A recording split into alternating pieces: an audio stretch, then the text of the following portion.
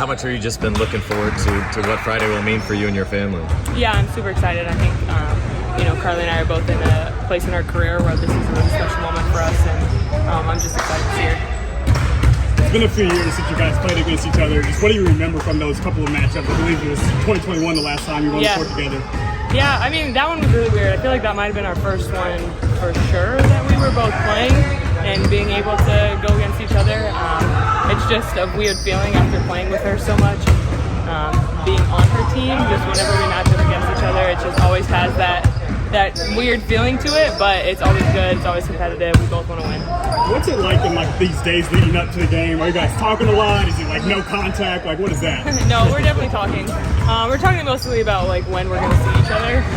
We're flying tonight, so trying to find out when we're going to meet up.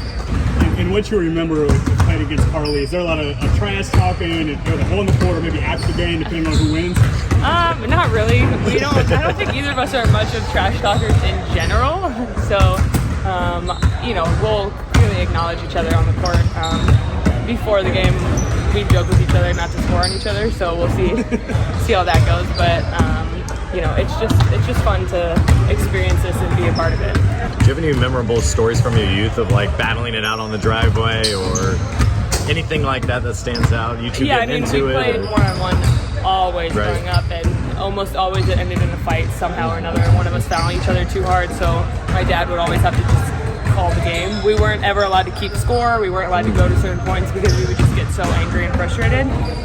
Now we can play and train, and it's much more cordial, and now trying to just get better.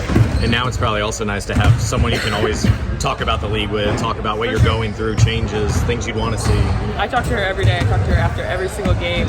We both talked about, our games, what we saw. Just having that person that's in there and experiencing it is really nice. Especially someone on the outside of your actual team. It's nice to be able to fully count on her and break down the game with her. Are you usually training with her in the off season? Yeah, as much. When we're not playing overseas or when she's not playing. If we're both home, then yeah, we're always training together. Katie Lou's worn a bunch of hats for you guys this year in terms of roles and positions and things like that. Well, how would you describe her role and the importance she has to the team so far this year? Yeah, Katie Lou's been huge. She's been a veteran presence for us, which is huge. Katie Lou had a baby 10 months ago. 10 months ago.